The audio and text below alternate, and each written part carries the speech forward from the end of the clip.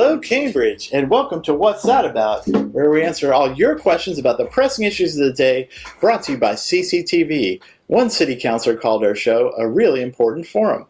That is shockingly true. Why do you sound so surprised? We provide an essential service to literally 100 people or so. So you say. Our first question comes from Omar on Huron Street.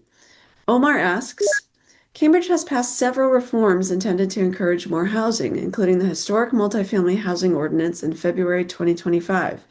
Has there been significantly more housing construction as a result?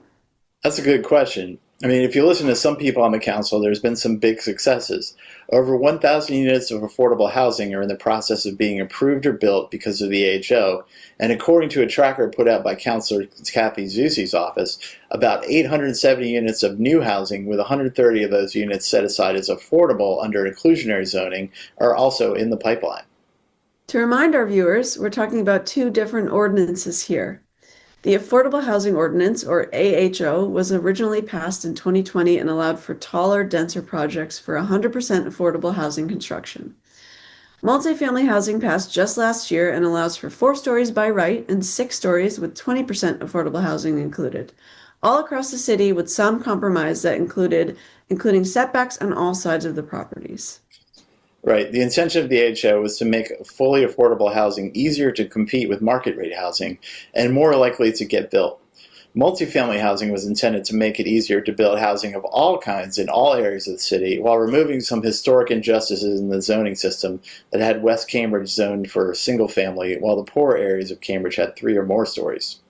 And this all seems to be working, if slowly.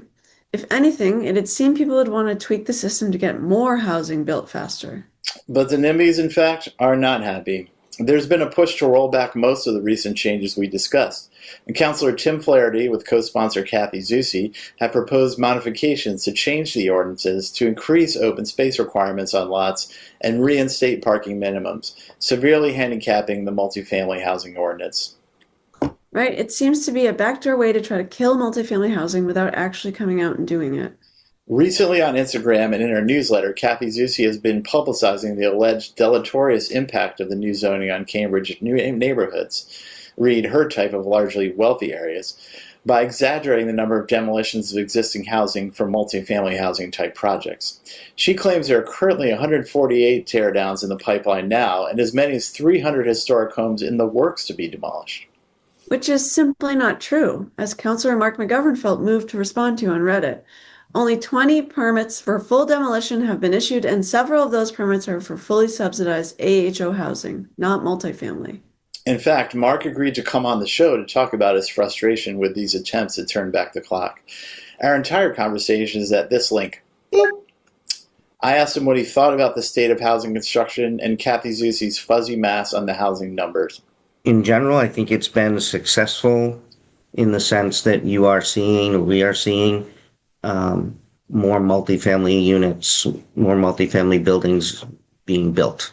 And I think part of the job of the council is not to inflame those feelings, right? And to try and put out factual information. What does it do? What does it not do? What are possible, outcomes? When Councilor Zucchi was putting out this information, when she says there are 148 homes slated for demolition because of the multifamily housing, and I go to ISD and say, well, is that accurate? And they say, well, no, there's actually 22 demolition permits.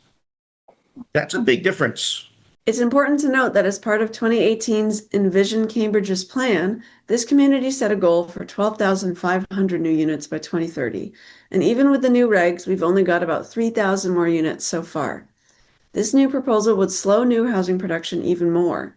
So what does Mark think is the motivation behind Councilor Zucchi and Flaherty's proposals? Are they trying to kill all new housing? In part, they're listening to the people who elected them, right?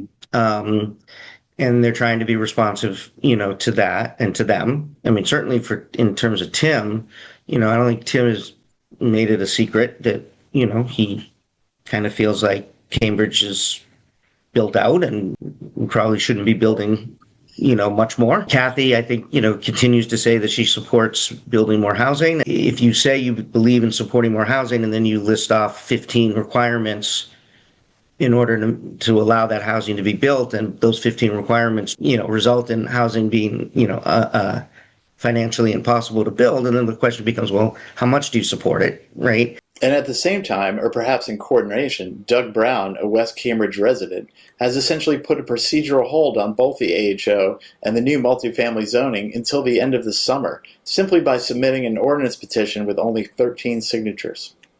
Wait, some regular Joe unelected official can stall ongoing projects with just a few signatures? Yep. According to an article in Cambridge Day, state law says 10 signatures are all that's needed for a petition to temporarily act as municipal law. Because the council needs to advertise any hearing 2 weeks ahead of time and go through the process, that essentially means housing regs are in a state of chaos until the end of council's summer break, possibly into August or September. This council has to legally send it to the planning board. Now, once that happens, and once those meetings are posted, that becomes the de facto standard until something is done with that petition. Things are going to kind of be on hold until that petition is resolved in some way. I mean, I've already received calls from Justice Start, the executive director of Justice Start and HRI, who are like, we're getting ready to put in bids on new property. Mm-hmm. This would kill those AHO projects. Like, if we have to put in parking and you're reducing our height from 9 to 6, we won't be able to finance these projects, and we're about to ask the state for money. So it seems like the fight for more housing in Cambridge continues. Even if your elected representative supports looser zoning and then gets reelected after passing those bills, there's still all kinds of ways for NIMBY forces to throw a wrench in the works. And we haven't even mentioned that the NIMBYs are actively trying to leverage historic commissions as an unofficial brake on new housing. That's right. Any building over 50 years old in Cambridge has to pass through the Historic Commission before being officially approved for a change or demolition. Since almost every building in Cambridge is 50 years old or older, like the one my great-grandpappy bootlegger bought back in 1920, that means the historic commissions are going to have a lot to say. Did you and Mark talk about anything else besides housing? Well, of particular interest to me, a frequent fly in several local bars, the Cambridge License Commission recently passed around some new draft regulations to local bars and restaurants for comment. In it, they are proposing some draconian changes, like forcing customers to wait 30 minutes between drink orders, or not allowing a customer to order a bottle of wine or pitcher of beer less than 1 hour before closing. Are the Puritans coming back to Cambridge? Why is this happening at the same time the city seems to be loosening up a bit by approving open beverages in designated areas like Inman and Harvard Squares during the World Cup? Well, let's hear what Mark has to say about it. I asked him what problem the commission was trying to solve with these strict new rules. Why they're doing it or what problem they're trying to solve, I have no idea. Not that I'm out all the time, and but I go out a fair amount, and I don't see that this is a big problem. I don't know how you manage it as a server. They actually issued a red line document. Mm-hmm. And that's very, very confusing to people. It really makes it look like this is where they want to go. So, they said they did it because they wanted a conversation. Well, They're going to get a conversation. A lot of people are upset about it.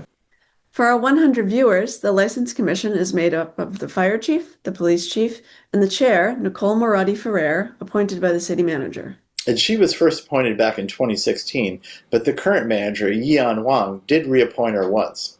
I asked Mark what he thought about that, and also when the council was going to release the mandatory annual review of the city manager. Again, to check out the full interview where he went into a lot more detail about the state of housing and talked about other hot topics in Cambridge, go to our What's That About YouTube page, where you can easily skip to the question that interests you by clicking links in the description. And until next week, we'll see you first.